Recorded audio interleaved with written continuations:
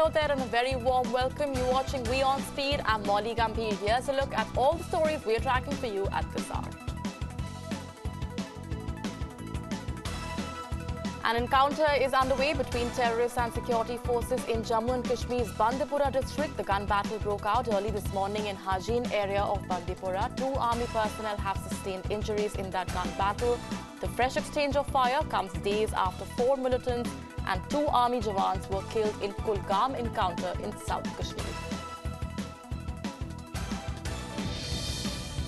It is D-Day for Sasikala Natarajan. The Supreme Court will likely pronounce its verdict in the disproportionate assets case in which Sasikala is a co-accused. If Sasikala were to be convicted, she will be knocked out of the race for the Chief Minister's post. But if she is acquitted, it will fortify her claim to the chair.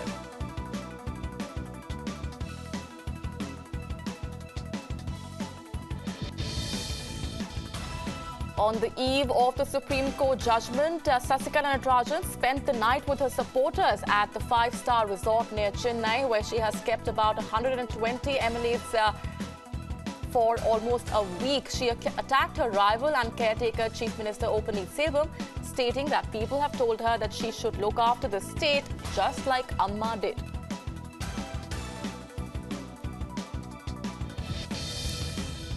Uttar Pradesh goes to second phase of polls tomorrow. Political bigwigs, including the Prime Minister, rallied on the last day of campaigning. Prime Minister Modi addressed an election rally in Lakhimpur Kheri on Monday, where he attacked Chief Minister Akhilesh Yadav, questioning the law and order situation in the state.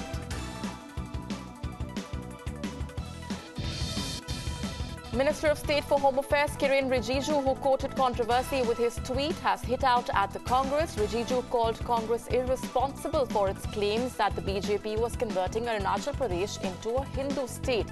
Rijiju had on Monday invited criticism with his tweets, where he said that Hindu population in India was declining. The Election Commission has asked poll officers in 15 districts in Uttar Pradesh, where the first phase of polling was held on Saturday, to book editorial heads of media group Dainik Jagran for violating the code of conduct by publishing an exit poll on their website.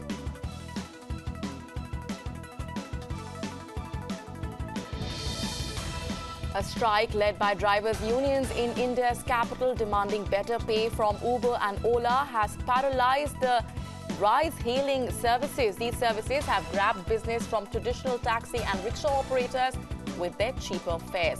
Commuters face delays for a 4th day, even as the city's state government laid on extra buses to help them to get to work. The Supreme Court has sent a Madras High Court notice to former Supreme Court Judge Justice K.S. Radhakrishnan. K.S. Radhakrishnan is also the author of a 2014 judgment banning Jallikattu for accepting the Man of the Year award conferred on him by People for Ethical Treatment of Animals, also known as PETA.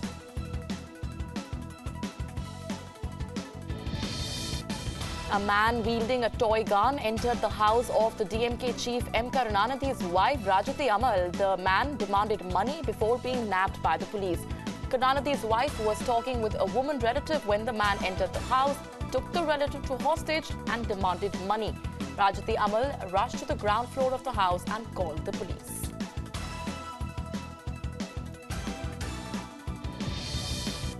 Indian doctors have put an Egyptian believed to be the world's heaviest woman on a special liquid diet as they prepared her for an emergency weight loss surgery. Eman Ahmed weighs around 500 kilograms and had not left her house in more than 2 decades until arriving in Mumbai at the weekend for the surgery.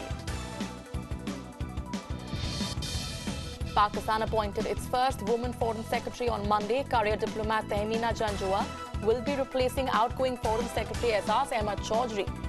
Janjua is currently serving as the Pak ambassador and permanent representative of Pakistan to the United Nations.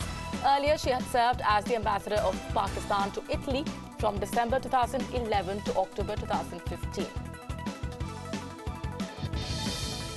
A powerful bomb blast killed at least 16 people and injured over 70 others in Lahore. The explosion took place near the Punjab Assembly building. The Pakistani Taliban faction Jamaat-ul-Ahrar claimed responsibility for that attack. some show of support for embattled U.S. National Security Advisor Michael Flynn, the U.S. President's aide has said that Trump had full confidence in Flynn and was evaluating him over his Russian contacts.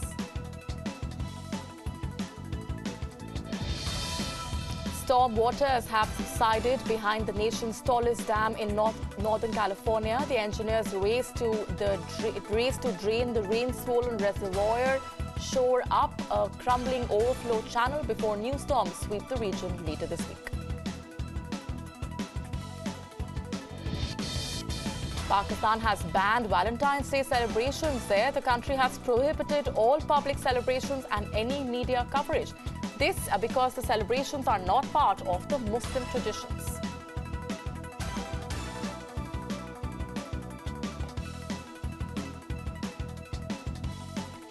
On to sports now. India have beaten Bangladesh by 208 runs in the one-off test at Hyderabad to make it 8 wins out of 9 in the 2016-17 home season. Bangladesh started the day at 103 for 3, chasing an unlikely 459 for victory. And Virat Kohli has been named man of the match for his splendid double-century knock in India's first innings. The 28-year-old slammed his 4th double ton in as many consecutive Test series. In doing so, Kohli surpassed Don Bradman and Rahul Dravid, who had 3 double centuries each. In the UEFA Champions League, Barcelona take on Paris Saint-Germain in the round of 16 first leg clash at Parc des Princes. Both the teams were pitted against each other for the 4th time in the last 4 years, with Barcelona winning 3 of the 6 matches.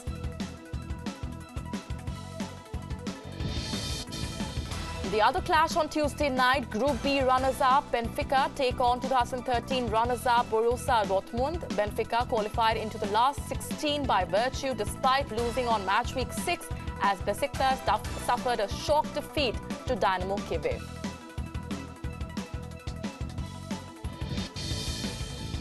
The U.S. Tennis Association was left extremely red-faced after a Nazi-era national anthem of Germany was played during the Federation Cup tie in Hawaii. The German team and fans were in for a huge shock when the soloist who sang the pre-match anthem began with a verse that had been dropped after the end of the Second World War.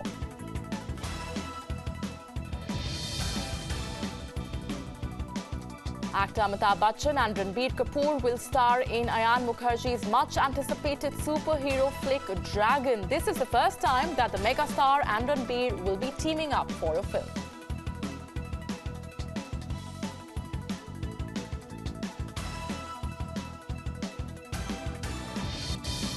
More entertainment news. Akshay Kumar's courtroom drama Jolly LLB 2 is doing exceptionally well at the box office. According to the trade analyst, the film has already made close to rupees 50 crore in just 3 days. The makers of Padmavati recently announced that there will be no scenes between Rani Padmavati and Alauddin Khilji, played by Deepika Padukone and Ranveer Singh. This comes after the attack on director Sanjay Leela Bhansali by members of the Rajput community during the shoot. After locking Prabhudeva's lefty, Abhishek Bachchan has been roped in for director Nishikant Kamath's next. Abhishek will be playing the role of a dark lover in that film.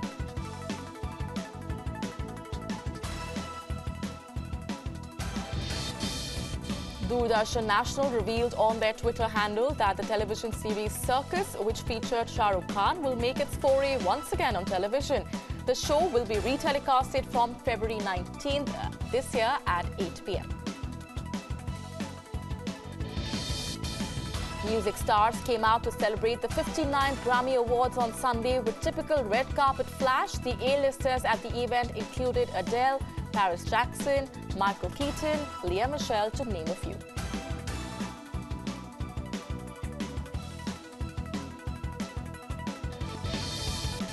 Prince and George Michael, 2 Grammy-winning pop veterans who died unexpectedly months apart last year, were honored with special musical tributes at the 59th Grammy Awards.